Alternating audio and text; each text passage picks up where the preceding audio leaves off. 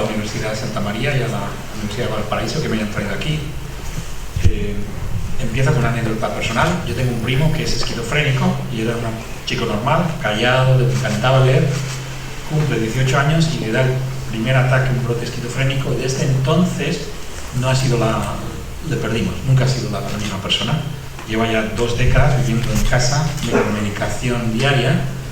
Y como habéis oído, yo soy médico de profesión y los médicos tenemos la obligación de ayudar a los pacientes.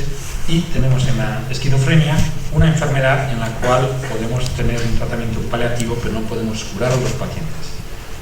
Y no solamente la esquizofrenia, seguro que todos y cada uno de vosotros tenéis familiares o amigos que sufren de enfermedades cerebrales, del Alzheimer, de la esquizofrenia, Parkinson, epilepsia, retrasos mentales, depresiones, y sabéis con mucho dolor que no podemos hacer nada por estos pacientes, que son enfermedades que en general no tienen cura. Y podéis pensar, ¿por qué no tienen cura estas enfermedades? ¿Qué ocurre con la medicina? A pesar del esfuerzo titánico de los psiquiatras y de los neurólogos, tenemos una gran parte de la población mundial que es como el agujero negro de la medicina. Y la razón por la cual no podemos ayudarles es porque los médicos, para poder atacar un problema de raíz, necesitamos entender lo que llamamos la fisiopatología, que es cuando la fisiología, el funcionamiento normal de un tejido, de un órgano, se altera. Esa es la fisiopatología. Pero no entendemos la fisiopatología de estas enfermedades, de ninguna de ellas, porque no entendemos la fisiología, el funcionamiento normal del cerebro. El cerebro, como sabéis, es quizá la pieza de materia más complicada en la Tierra. Es una estructura cerebro humano que tiene 100.000 millones de neuronas, cada una conectada con aproximadamente otras 100.000 neuronas.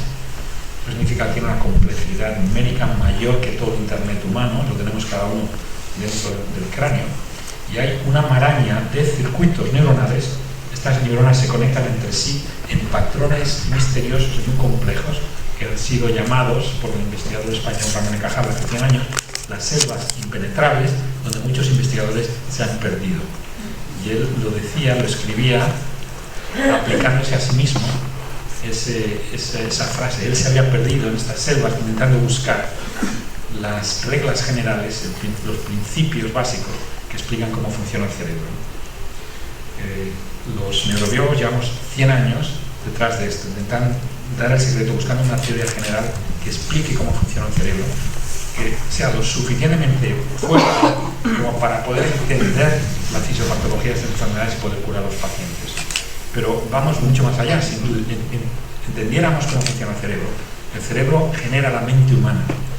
Y nuestra especie nos caracterizamos a nosotros mismos por las habilidades mentales, somos una especie cognitiva. De hecho, todo lo que somos es fruto del cerebro, es la mente.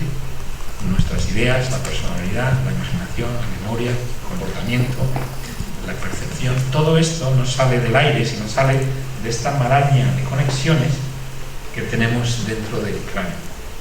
Entonces, si entendiéramos algún día cómo funciona el cerebro, nos entenderíamos a nosotros por dentro por primera vez. Será un momento histórico, ¿no? Porque sería un momento en que la humanidad por fin sabemos quiénes somos, ¿no? Después de tantos siglos de milenios de búsqueda. ¿Por qué no entendemos por qué funciona el cerebro? Pues según Cajal, porque es demasiado complicado y hay que desglosar estas selvas árbol por árbol, hoja milenios, hasta que nos caminemos por todas estas selvas. Pero cuando las cosas no funcionan, es bueno preguntarse si has cometido un error al comienzo. Si hay alguna de las cosas que has asumido que no sea cierta. Y si miramos en la historia de la neurociencia, la base de todo es una cosa que llamamos la doctrina neuronal, que fue precisamente Cajal y su contemporáneo Sherrington, los propulsores de esta doctrina, que lo llamaron doctrina, no fue una hipótesis, una doctrina, era de base casi religiosa, y dice que la base estructural y funcional del cerebro es la neurona individual. Desde este punto de vista, para entender el cerebro, tenemos que estudiar lo que hacen las neuronas de una en una, porque ellas son la base funcional del cerebro. Tanto Sherrington como Cajal estudiaron las neuronas de una en una y comenzaron una tradición que sigue hasta hoy, en la que los neurobiólogos, utilizando métodos como los electrodos, han registrado la actividad de una neurona en un animal, por ejemplo, o en un paciente, y lo han correlacionado con el comportamiento del animal o el estado mental del paciente. Y esto llevamos haciendo y acumulando mucha información, y mucha de ella es muy válida, pero es posible que la doctrina neuronal sea equivocada, que la base funcional del sistema nervioso no sea la neurona individual, sino los conjuntos de neuronas. Me explico. Imagínense que intentamos entender el cerebro registrando la actividad de una neurona y correlacionarla con el comportamiento del animal, por ejemplo. Podría ser parecido a intentar ver una película en una televisión si solo mirases un píxel. Por mucho que lo mires, aunque estés toda tu vida mirando ese píxel, nunca te enterarás de lo que ocurre en la película. Porque lo más importante, la estructura funcional de la película, no es el píxel, sino las imágenes que aparecen cuando los píxeles se correlacionan en espacio, en el tiempo o en color. Estas correlaciones breves de los píxeles forman estas imágenes, y esas imágenes es la unidad funcional de la película. Es necesario capturar la imagen para enterarte de lo que está ocurriendo. Estas imágenes son una cosa que los científicos llamamos propiedades emergentes. En un sistema complejo, formado por muchos elementos, en este caso una televisión formada por muchos píxeles, una propiedad emergente es, por definición, las propiedades que no están presentes en los elementos individuales, sino dependen de la interacción entre elementos. Las propiedades emergentes son difíciles de estudiar, porque necesitas estudiar todos los elementos a la vez, idealmente. Pero son propiedades que están en todo el mundo físico, en el mundo biológico, y tenemos la gran sospecha, muchos de nosotros, que el cerebro es una estructura diseñada por la evolución para generar propiedades emergentes. ¿Por qué les digo esto?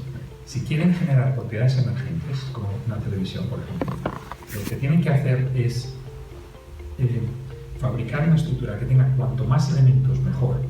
Por eso las televisiones tienen cada vez más y más píxeles, y correlacionarlos todos entre sí, ¿no? Y así se pueden tener pantallas de alta definición, y se pueden ver cosas que no se podían ver en las estructuras más primitivas, ¿no? ¿Y qué ha hecho la naturaleza con el cerebro? Precisamente eso, aumentar a números astronómicos el número de componentes y conectarlos cuanto más posible, en unas conexiones, como digo, que son de números astronómicos de conexiones.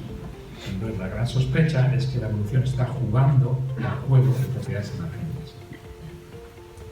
Si esto ocurre, tenemos que rehacer la neurobiología desde el comienzo, porque toda la información que hemos acumulado de estudiar el cerebro de neurona a neurona, aunque sea muy importante, no nos permite ver la pantalla de televisión.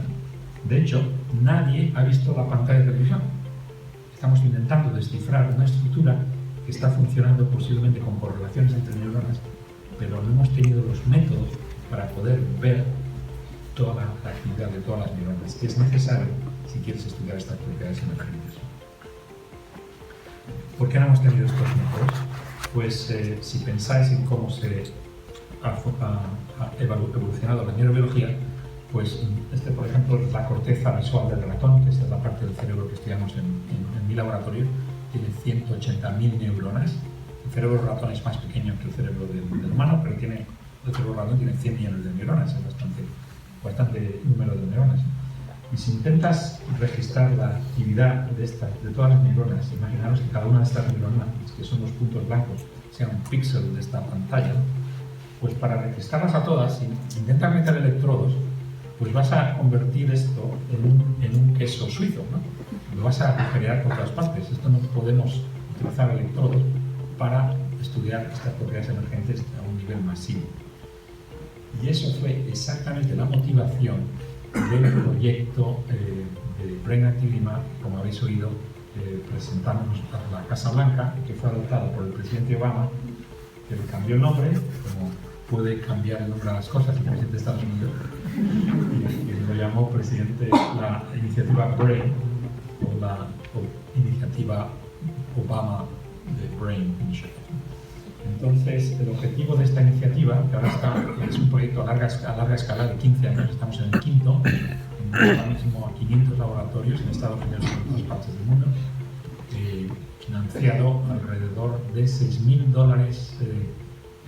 millones de dólares durante estos 15 años. El objetivo es simplemente desarrollar herramientas para estudiar propiedades inteligentes del cerebro.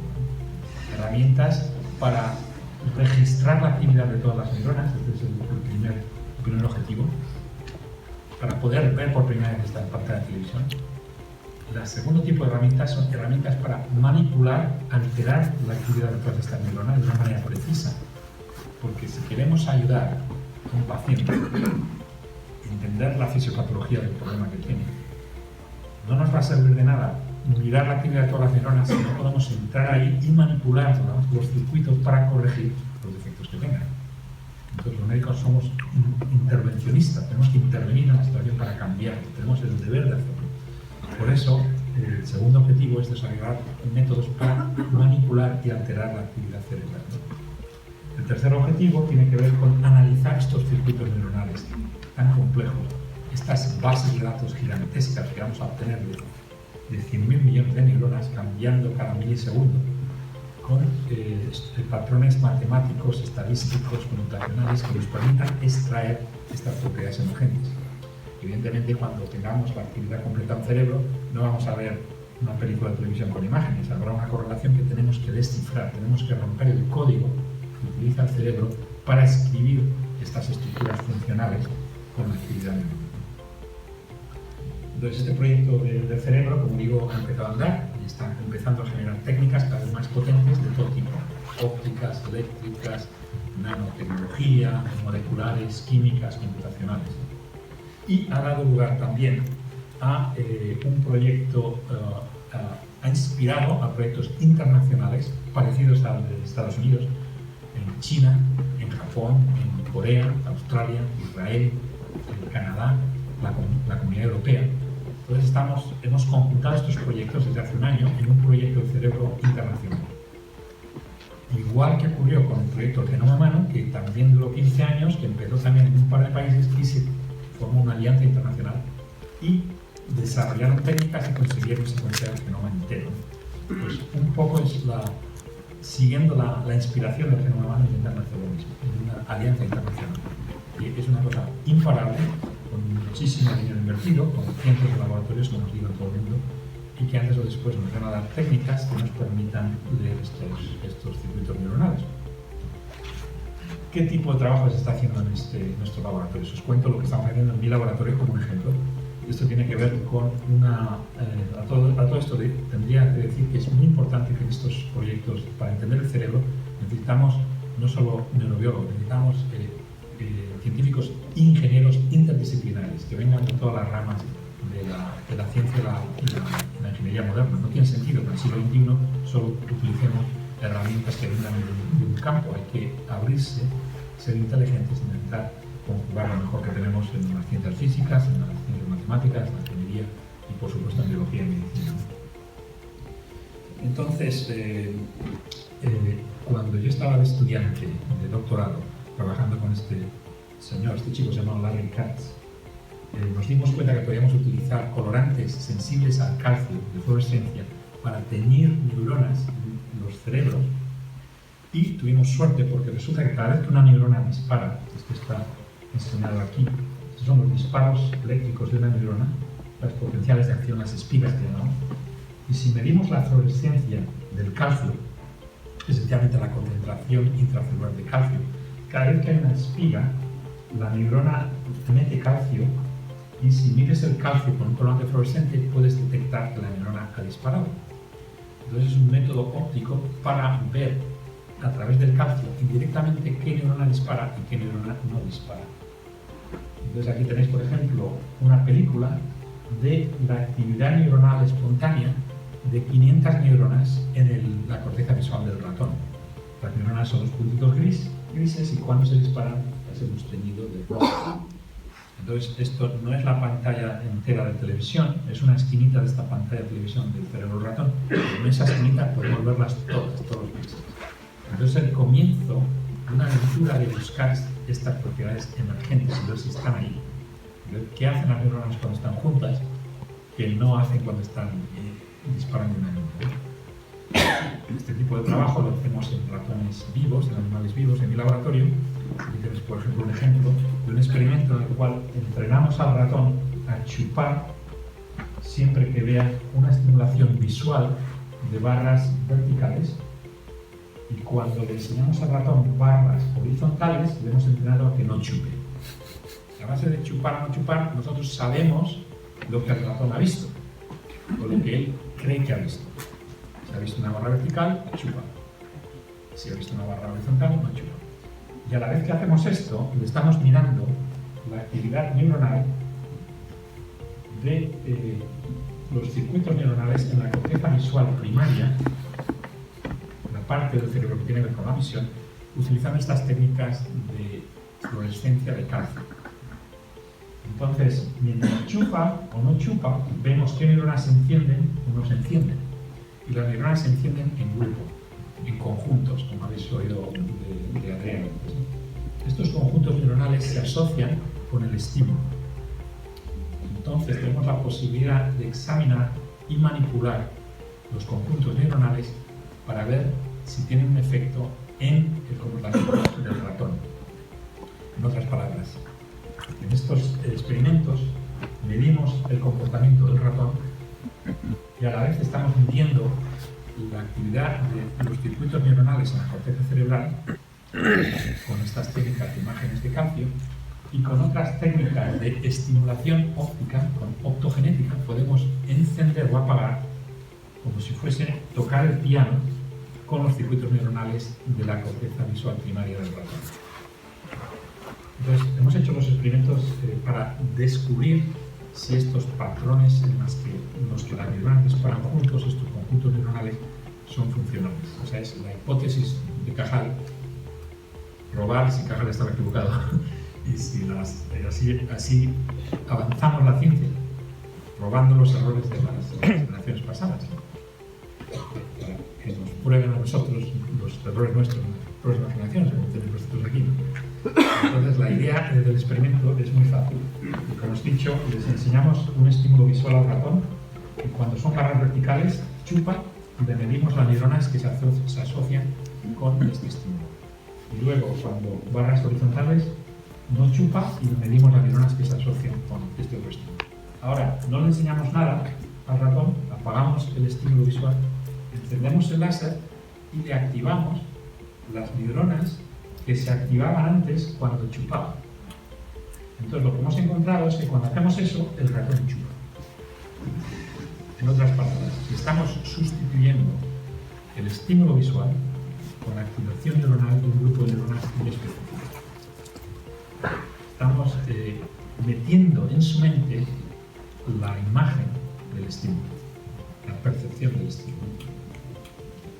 Este tipo de experimento nos lleva a la posibilidad de controlar el comportamiento del ratón, en este caso es la percepción del ratón, y este es el comienzo de romper este código neuronal, de poder descifrar qué están haciendo estas neuronas en conjunto, porque en este caso podemos decir, este grupo de neuronas que se enciende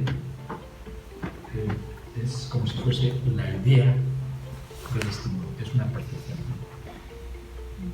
Estos son experimentos con ratones, pero técnicamente se podrían hacer con humanos. De hecho, hay experimentos utilizando técnicas no invasivas, por ejemplo, la resonancia magnética funcional. Voy a enseñar unos resultados de nuestro colega Jack Gallant de Berkeley, que mete a unos pacientes o voluntarios dentro de un escáner y les escanea el cerebro viendo qué áreas se activan y se inactivan. Ahora estamos mirando al cerebro entero de un humano. Esto está desdoblado para que las áreas en rojo o en verde son las que se activan o se inactivan. Cada uno de los píxeles de estos mapas de actividad cerebral cortical, para que os hagáis una idea, tiene como 50.000 neuronas. O sea, esto es como una vista del pájaro de lo que están ocurriendo en estos circuitos neuronales, ¿no? Entonces, en el laboratorio de Gallant mirando estos escáneres y analizando qué píxeles se encienden y se apagan, pueden hacerlo mientras la persona está viendo una película con un estímulo visual y pueden descifrar las ideas que se le están ocurriendo a la persona cuando ve esta película.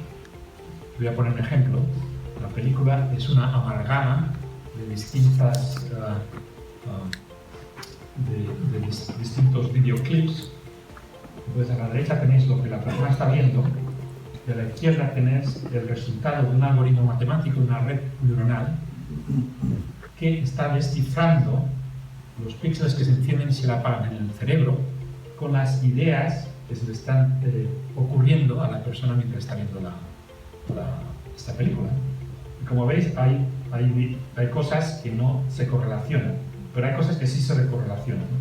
Por ejemplo, aquí el agua, el cielo, ¿no? Building, esto es el comienzo de la descodificación de la actividad mental basada en neurotecnología. No he definido qué es la neurotecnología. La neurotecnología son los objetivos número 1 y 2 del proyecto de Brain. Métodos para leer la actividad cerebral y métodos para escribir actividad en el cerebro. Estos métodos forman la neurotecnología. Y con esta neurotecnología empezamos ya, de una manera cada vez más precisa, a descodificar la actividad neuronal de una persona. Hay neurotecnología que es invasiva, en la que metes electrodos dentro del cerebro de la persona. Yo voy a enseñar aquí otro vídeo de una paciente que está paralítica, lleva 20 años paralizada y tiene una interfaz cerebro-computadora. Tiene unos electrodos metidos en su corteza motora que están conectados a una computadora que, utilizando un algoritmo de redes neuronales de inteligencia artificial, mueve este brazo robótico a base de pensamiento. Y esta mujer va a poder ver por su propia evolución en 20 años gracias a esta interfaz cerebro-computadora. Entonces, esto es lo que se está haciendo ahora con la tecnología que hemos desarrollado en los últimos 20 años. Pero como os digo, el proyecto Brain, los proyectos Brain internacionales están desarrollando tecnologías mucho más potentes. Por ejemplo, los electrodos que tiene esta señora son muy parecidos a los que utilizaba Sherrington hace 100 años. Los electrodos que se están desarrollando ahora en los laboratorios de neurotecnología son, os pongo un ejemplo, este es un chip de CMOS que tiene 1 millón de electrodos y es un chip flexible, tiene alrededor de 100 micrómetros de diámetro y se puede implantar dentro del cráneo de una persona. En principio está diseñado como una prótesis visual y es inalámbrico, con lo cual no hay cables que salgan por encima del cráneo. Implantas debajo y le pones un pack o un casco al paciente por fuera, con una batería en el traje, por ejemplo, y con esto en principio se podría registrar la actividad pues prácticamente de 1 millón de neuronas y imaginaros conectar esto a una interfaz cerebro-computadora, con lo cual esta señora que habéis visto antes, pues en vez de mover un brazo robótico igual podría hacer vida normal, asistida por supuesto por brazos y piernas robóticas, ¿no? Y la posibilidad también, estos chips que se están fabricando tienen no solo de registrar la actividad neuronal con electrodos, sino estimular neuronas. Este chip, por ejemplo, puede estimular 100.000 neuronas. Entonces, tanto como puedes sacar información del cerebro, descodificarla y meter información al cerebro.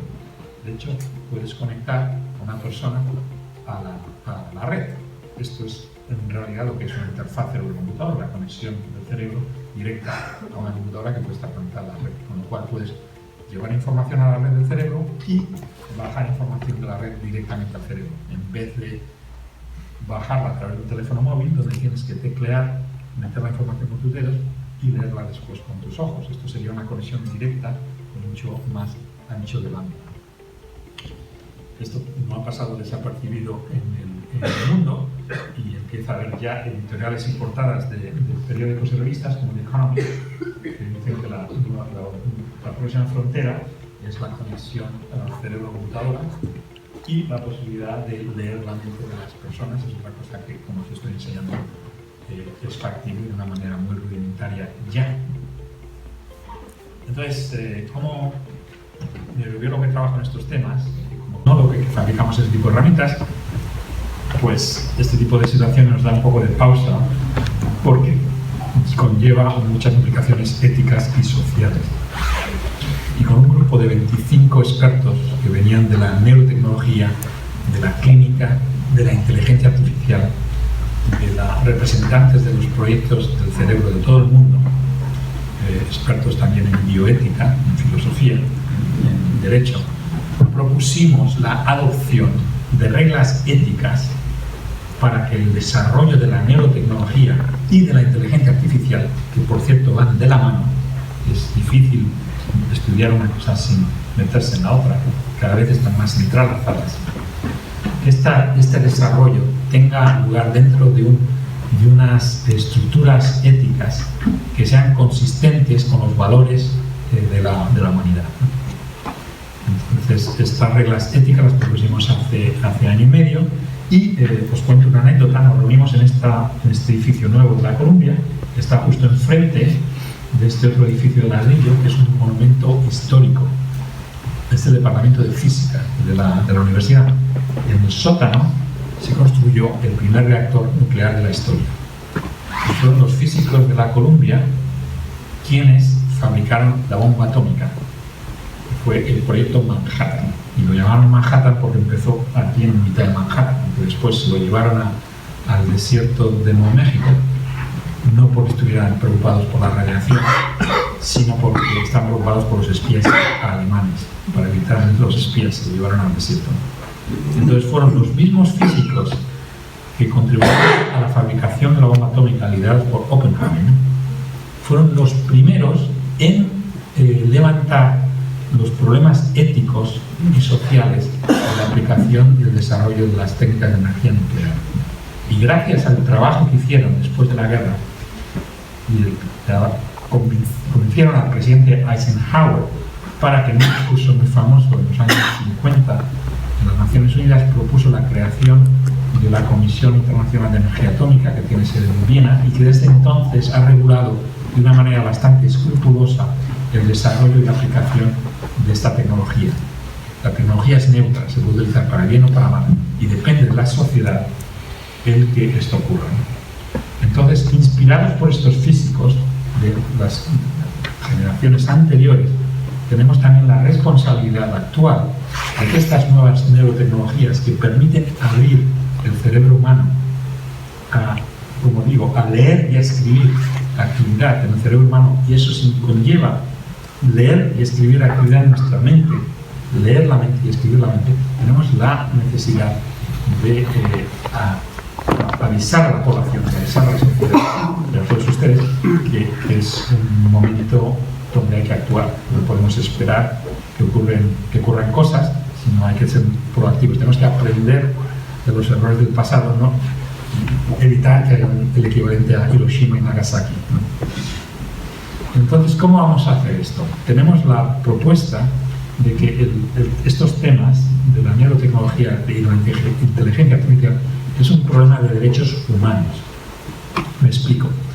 Los derechos humanos definen mejor que ningún otro documento la base de lo que significa ser humano. Y la apertura del cerebro y de la mente humana a técnicas de experimentación puede cambiar la esencia de lo que es un ser humano. Entonces queremos proteger esta esencia desde un punto de vista humanístico, añadiendo a la Declaración Internacional de Derechos Humanos, que tiene 30 artículos, 5 artículos más. Esto es una cosa que llamamos nosotros los neuroderechos. Aquí tenéis una foto del Museo de la Memoria de Santiago, que seguro que habéis estado muchos de vosotros, y cuando bajas, en esta pared están escritos la Declaración Internacional de Derechos Humanos Universal, que cumple ahora 70 años. Pues la idea es añadir otros 5 derechos aquí en esta esquina que está todavía virgen, y ponerlos ahí, ¿no? ¿Qué son estos 5 neuroderechos? El primero es el derecho a la privacidad mental. ¿Qué queremos decir con esto? Habéis oído hablar de la privacidad de los datos, del problema que tenemos en el mundo, con que los datos del iPhone, la geolocalización de cada uno de nosotros está controlado y se vende y se compra como una comodidad económica. Bueno, pues imaginaros que estos datos sean los datos de vuestras neuronas, que pueden ser descodificados, como habéis visto antes, y desde fuera se puede saber lo que piensas y todavía más, cosas que tú no sabes que piensas, pero es subconsciente, eso también se puede descodificar. La mayor parte de la actividad cerebral que tenemos es subconsciente, solo somos conscientes de cierta parte de lo que ocurre. Entonces, nosotros pensamos que esto es un derecho humano universal, que no se puede tocar, porque la actividad neuronal es lo que somos, la mente humana. Entonces tendría que estar prohibida el comerciar con lo que llamamos neurodatos, que son datos de actividad neuronal directa o indirectamente. Con estos métodos de neurotecnología que estamos desarrollando para ayudar a los pacientes, a la vez se puedan utilizar de un aspecto clínico, pero no se pueda comerciar con ellos. Que sean tratados legalmente como si fuese un órgano del cuerpo, con el mismo rigor legal de las donaciones de órganos. En realidad, el cerebro no solo es un órgano del cuerpo, es el órgano más importante porque nos define a quienes somos. A ti te pueden quitar un riñón y tú sigues siendo la misma persona, pero el cerebro no, el cerebro es quien eres, ¿no? Entonces, aunque la actividad neuronal no sea no tenga un sustrato físico, no sea como un riñón, pero en realidad es un órgano virtual, es un órgano mental. Entonces esto tendría que estar protegido, tendría que haber una línea roja, que esos datos no se tocan, no se pueden vender, no se puede comerciar. Eso sería un derecho humano. El segundo derecho, el tercero, son cosas parecidas, tienen que ver con el derecho a la identidad y al libre albedrío. Cuanto más nos conectamos a la red, más se diluye nuestro yo, nuestra identidad personal.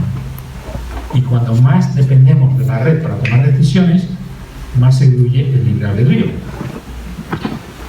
No estamos diciendo, la gente puede hacer lo que quiera, si se quiere conectar, que se conecte, si quiere perder el libre albedrío, que lo pierda, pero que sea un derecho humano el mantenerlo. Que tengamos el derecho a que nuestra identidad personal no sea reducida por tecnologías que pueden venir de la neurotecnología y la inteligencia artificial con estas interfaces cerebro-computadoras, que, como os digo, no es ciencia ficción, esto está empezando ya a surgir. Hay un caso también, no he traído diapositivas porque es un proyecto de Facebook que todavía no es público, donde están desarrollando unos cascos con tecnología óptica para leer la actividad cerebral, de manera que tú puedas escribir a máquina, escribir en la computadora a base de pensar, sin utilizar los dedos. Lo llaman de thought to text, del pensamiento al texto. Entonces estos cascos evidentemente van a tener acceso a mucha información que puede ser utilizada para descifrar lo que está pensando. No solamente para poder escribir, sino otras cosas que piensas y no quieres escribir, por ejemplo. O sea, no estoy hablando de ciencia ficción, hay un programa en Facebook de 40 personas desarrollando esta tecnología, ¿verdad? Entonces queremos que estas interfaces de computadoras sean invasivas, estén protegidas desde el punto de vista legal y de derechos humanos para que no se pierda la identidad personal o el libre albedrío, la agencia, la posibilidad de tomar decisiones, que es una cosa sagrada. El cuarto derecho tiene que ver con la posibilidad de utilizar estas tecnologías para aumentar la capacidad cognitiva o intelectual de las personas. Y pensaréis, ¿de qué está hablando aquí el profesor Yuste? Bueno, tenéis en vuestros bolsillos un aparato que os aumenta la capacidad intelectual y cognitiva. Cuando llego aquí a Valparaíso, no conozco la ciudad, le doy al GPS y sé exactamente dónde estoy y dónde tengo que moverme, mejor incluso que un nativo.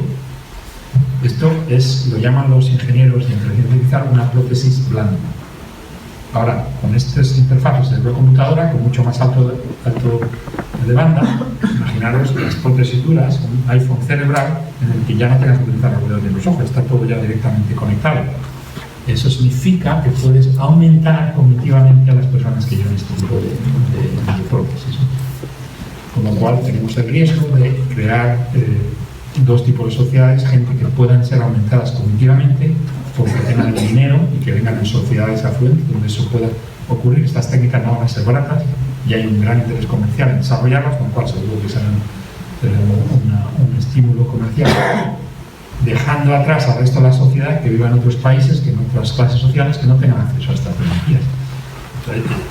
Va a ser un desastre el que llevemos en la humanidad tanto tiempo intentando mejorar la sociedad para llegar a una sociedad más equitativa, más democrática, y de repente metamos con una bomba de relojería con la posibilidad de crear dos tipos de humanos, unos que estén aumentados y otros que no. Entonces pensamos que eso hay que evitarlo desde el comienzo, antes de que empiece, estableciendo un derecho humano básico en la igualdad de acceso a estas tecnologías de aumentación, de manera que el principio de justicia sea el principio que rija qué persona debe ser aumentada y qué persona no debe ser aumentada.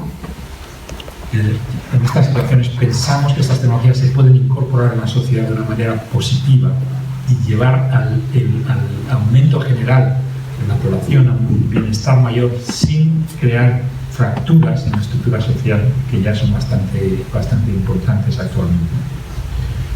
El último derecho, neuroderecho, es el derecho a la protección contra los sesgos de los algoritmos que se utilizan en inteligencia artificial, que son una parte implícita de toda esta tecnología que estoy discutiendo hoy, y son algoritmos que discriminan contra minorías, mujeres, grupos sociales, grupos raciales, étnicos, religiosos, etc.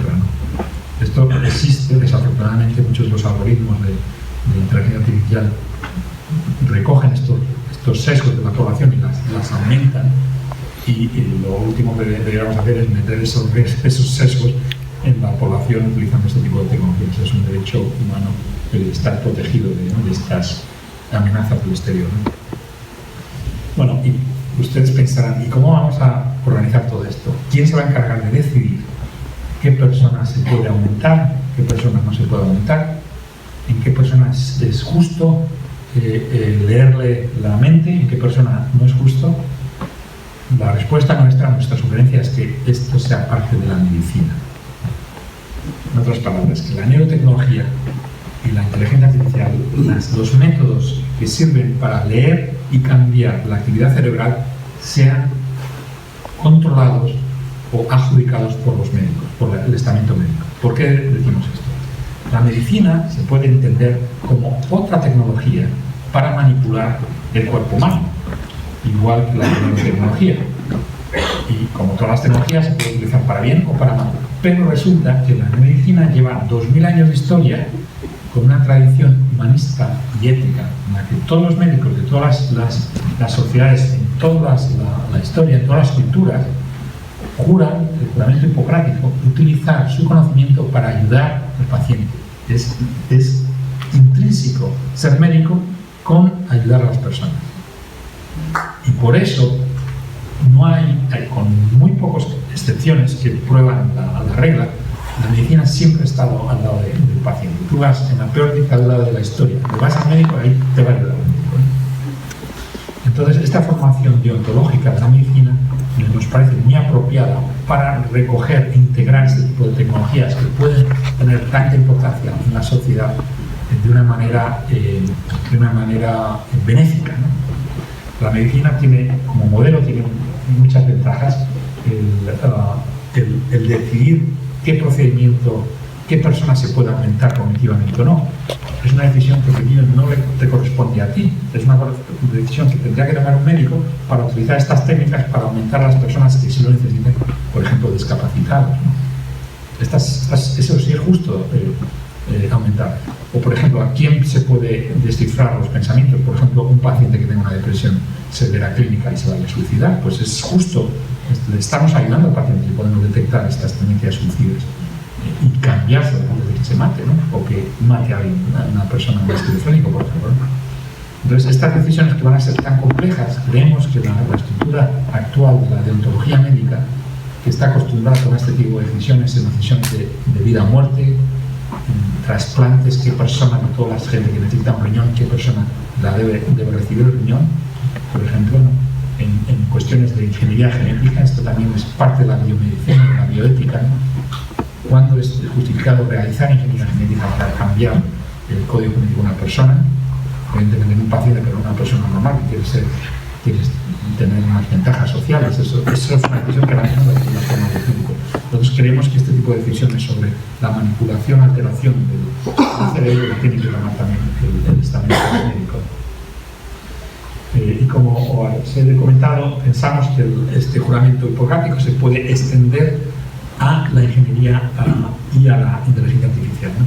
Que los ingenieros y informáticos que escriben algoritmos de inteligencia artificial juren mediante su formación que van a utilizar estos conocimientos para ayudar a la humanidad, igual que los médicos, porque pueden tener un efecto enorme, unas consecuencias sociales brutales, y tienen que tener en su ADN este espíritu benéfico y de humanista.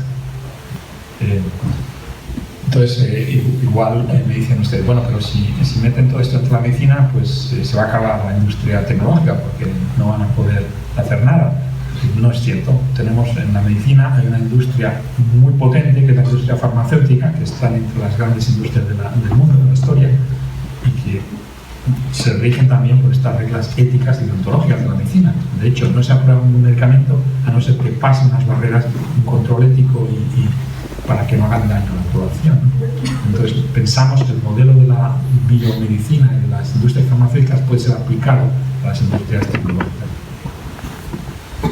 Entonces, acabo con una nota positiva, porque estamos avisando en nuestro grupo de 25 de las consecuencias de no regular este tipo de nuevas tecnologías. Pero por otro lado, lo que quiero es destacar el papel que tienen estas nuevas tecnologías para el progreso de la humanidad. Y mi opinión personal es que estamos ante un nuevo renacimiento, lo que yo llamaría el renacimiento 2.0. La primera versión del renacimiento, después de la Edad Media, ocurre cuando la humanidad se da cuenta de que primero el cuerpo no es sagrado, y los médicos empiezan a diseccionar cada vez y a entender cómo funciona el cuerpo y empiezan a curar las enfermedades, ¿no? Y nos damos cuenta que el hombre no es el centro del universo, que ni siquiera la Tierra es el centro del sistema planetario, ¿no? Y ahí cambia un poco la visión, que puedes decir que igual nos disminuye una visión que teníamos anterior, pero en realidad no nos la disminuye, nos aumenta. Eso fue un florecimiento cultural, científico, médico, que lleva siglos dando alas a la humanidad, ¿no? El Renacimiento también tiene la idea del hombre interdisciplinario, la conexión en distintas ramas del saber como una cosa fructífera. Entonces, imaginaros en qué momento estamos ahora. En el Renacimiento entendemos la posición del hombre, la persona en el mundo. Ahora vamos a entender quiénes somos. Por primera vez vamos a entendernos por dentro cuando entendemos cómo funciona el cerebro. Entonces, esto lo lógico es que lleve a un nuevo humanismo, pero sea un humanismo anclado en la realidad de quiénes somos, no en la idea de quienes creemos que somos. No, va a ser anclado en la realidad. Y esto tiene que ser bueno. El conocimiento en principio siempre es bueno. Y lo lógico es que esto lleve a reinventar, a rejuvenecer la educación, porque podemos educar a las personas sabiendo qué es lo que tienes que hacer en el cerebro para que aprendan, en vez de utilizar unos métodos que hemos heredado del pasado. El derecho, podemos quizá dar la gente que ha cometido crímenes no como criminales, sino como pacientes que tienen un problema en una parte de la amígdala que se puede solucionar de una manera muy fácilmente, ¿no? Por ejemplo, esto podría cambiar las leyes del mundo. Podríamos cambiar las relaciones humanas, los conflictos entre humanos que dan lugar a las catástrofes tan gigantescas de la historia. Pues estos conflictos surgen del cerebro de las personas, y si entendemos cómo surge el conflicto, podemos entender cómo prevenirlo y cómo lograr que la gente se entienda de una manera que no haya tanta crispación. Yo creo que es posible que miremos hacia atrás una vez que pasemos esta barrera a una nueva sociedad y nos miremos y decir, pero bueno, no me puedo creer que la gente se mataba antes y que habían estas cosas tan terribles, ¿no? Porque no entendían de verdad qué es lo que les ocurría en su cerebro, ¿no? Y esto evidentemente también llevará a un nuevo salto económico, no solamente por las computadoras, sino tecnología que esté basada, inspirada en el cerebro. Y como digo, quizá un factor crucial es el poder volver a estos pacientes que nos requieren urgentemente entender qué les pasa, cuál es la fisiopatología de estas enfermedades, el problema de raíz y curarse. Es un poco el sueño de muchos de nosotros. Entonces, con estas ideas les dejo. Quiero decir que estoy aquí en Chile no por accidente, sino invitado por el Senado de la República, a través del senador Girardi, porque la idea es trabajar con la Agencia Internacional con el Senado y para formar una coalición que permita la presentación de proyectos de ley, incluso en una enmienda a la Constitución chilena, para que sea Chile el primer país del mundo donde estos derechos nuevos de neuroderechos, esta protección de la humanidad con respecto a este futuro tan importante que nos viene, se ha adoptado de una manera legislativa, ¿no? En este sentido, les quiero felicitar a todos porque, aunque sea un país pequeño, tienen un sistema legal y jurídico bastante avanzado y gente con valentía que quieren ser los primeros en liderar en este sentido del mundo. Y Chile puede ser un país piloto y el ejemplo chileno se puede replicar en el futuro y luego en las organizaciones internacionales, igual que ocurrió con la energía atómica. Y con esto me despido. Ahora tenemos tiempo de algunas preguntas. Muchas gracias.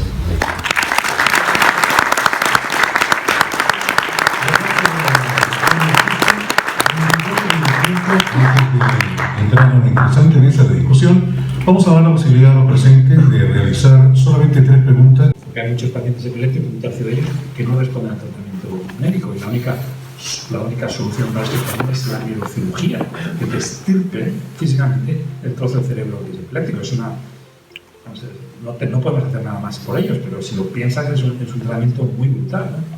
Entonces, si pudiésemos hacer esto en personas epilépticas con una precisión para pararle las descargas, yo creo que tendríamos la obligación de hacerlo.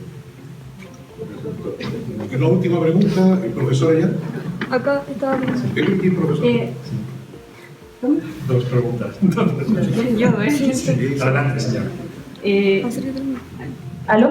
En relación a los neuroderechos, tenemos ciertos deberes, derechos y sanciones también. Me gustaría saber si en Estados Unidos, a través de esta implementación de los neuroderechos, ya han tenido algún caso que tenga que ver con justamente algún caso emblemático, sí, que haya tocado alguno de estos puntos que usted nos mencionaba. Sí. Bueno, estos neuroderechos no están implantados en ningún sitio del mundo. De hecho, si se hace en Chile sería el primer país donde se... Y hay que definirlos jurídicamente. Eso tampoco se ha hecho. Hay que hacer un trabajo duro desde el punto de vista del derecho para escribir con conceptos jurídicos qué significan estas cosas. Pero hay casos ya que ocurren, por ejemplo, de cambio de la personalidad de cada uno, el cambio, la pérdida de la libertad de acción, del libre albedrío. Esto también hay cambios en pacientes que tienen interfaz cerebro-computadora. Y como digo, esto del mental privacy, la privacidad mental, pues estas películas que se les he enseñado a ustedes, igual tenían una información ahí confidencial del paciente, ¿no? Igual había ideas ahí que incluso el paciente no sabía que estaban. O sea, esto empieza ya a ser una situación directa. La última pregunta al profesor. Una pregunta sobre biología. O sea, diga. Uno pensaría que para entender mejor el cerebro una posibilidad es agregarle neuronas a través de células madre. Sí. ¿Se puede hacer eso o también quitar neuronas? Quizás en ciertas partes se pueden hacer las dos cosas. Sí. ¿Qué tipo de mecanismos para, sobre todo a través del cerebro madre? O sea, ¿existe eso? Sí, muy interesante la pregunta y de hecho se puede agregar neuronas utilizando unos fármacos que interfieren con la división celular en el cerebro embrionario. Y puedes generar ratones que tienen alrededor de 15 o 20% más neuronas de los normales. Esto lo hemos hecho en nuestro laboratorio. ¿Y sabe lo que ocurre? Estos ratones tienen un comportamiento anormal. De hecho, se comportan de una manera más asociales y, es curioso, un 30% de los autistas tienen mayor número de neuronas en el cerebro. Entonces, es posible que el cerebro, no solo de los humanos y de los animales, está regulado para tener el número justo de neuronas. Si les ponen demasiadas, entra la patología. Y si les quitas, evidentemente entra la patología también. O sea que estamos, una de las cosas que estamos haciendo en neurobiología es intentar entender por qué hay tantas neuronas y si hacen falta todas o no. Y en este sentido les puedo decir que entramos en terrenos de patología.